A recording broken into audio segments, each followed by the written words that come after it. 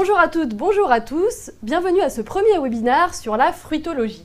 Je suis Laura, responsable analyse sensorielle chez les Vergers Boiron et aujourd'hui je suis avec Christine, directrice filière et engagement durable. Bonjour Christine. Bonjour Laura.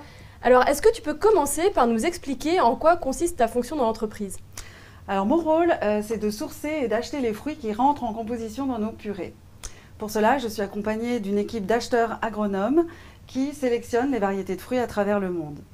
En quelque sorte, notre rôle, c'est de défendre les intérêts de la marque, mais aussi ceux des producteurs et des filières. Ok, et donc est-ce que tu peux nous expliquer concrètement comment ça se passe quand on vient te voir et qu'on te demande par exemple de développer une nouvelle purée de mangue ? Tout commence par le sourcing. On va réaliser ce que l'on appelle une étude filière, c'est-à-dire établir un panorama des différentes zones de récolte où se cultive ce fruit en question. Quelles sont les variétés? Est-ce qu'il y a des terroirs d'exception, des terroirs à valoriser en particulier?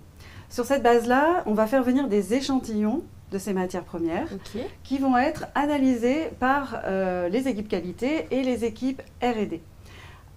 À cette étape-là, déjà, l'analyse sensorielle est un outil essentiel pour qualifier le fruit sur ses dimensions gustatives.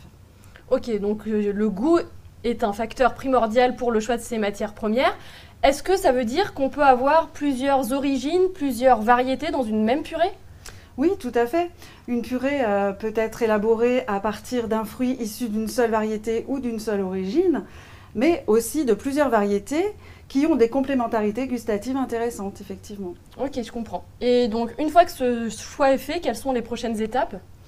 Alors, la prochaine étape s'appelle le référencement. On va scruter à la loupe le fruit, faire une analyse de risque à 360 degrés pour être sûr que le fruit que l'on va intégrer dans notre recette et dans notre atelier ne présente pas de risque en termes de sécurité alimentaire notamment. Un point de vigilance important, ce sont également les pratiques culturales. Nous nous efforçons de sélectionner des producteurs qui ont des modes de culture respectueux de l'environnement, qui préservent les écosystèmes, donc issus de l'agroécologie par exemple. Ce qui nous permet aussi de garantir un taux minimum de résidus de pesticides dans nos purées. Ok, et donc j'ai l'impression qu'il y a quand même un sacré investissement de la part des équipes Vergers Boiron pour établir ce lien. J'imagine que ce n'est pas juste pour une année. Est-ce que tu peux nous en dire un petit peu plus sur cette relation avec les producteurs ? Effectivement, on a vraiment la volonté d'inscrire la relation dans le long terme, de la faire progresser, de la faire évoluer au cours du temps.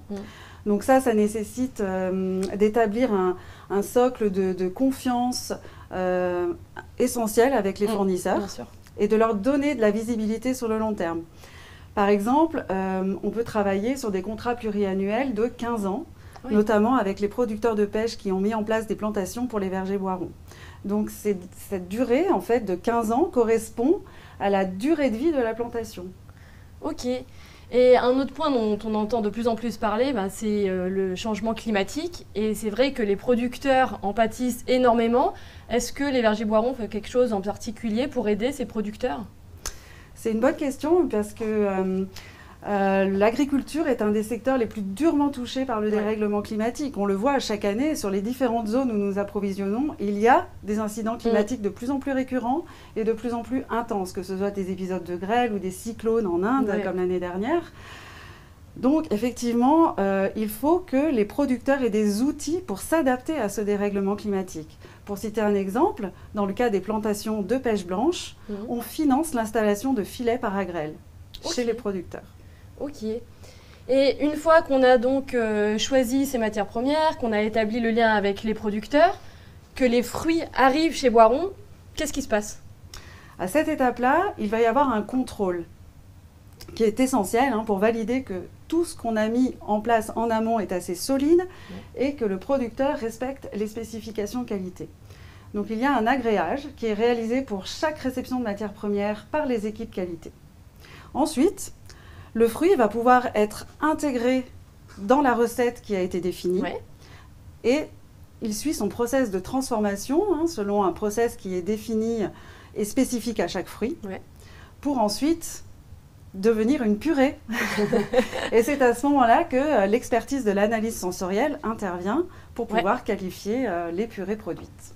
En effet, une fois qu'une nouvelle purée est fabriquée, le panel d'experts sensoriels va pouvoir décrire toutes ses caractéristiques, aussi bien d'un point de vue aspect que d'un point de vue goût ou de la texture en bouche.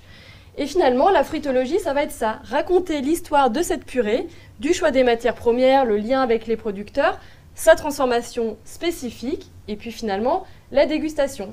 Donc je vous propose de vous retrouver dans un prochain épisode pour vous expliquer plus en détail ce qu'est la fruitologie.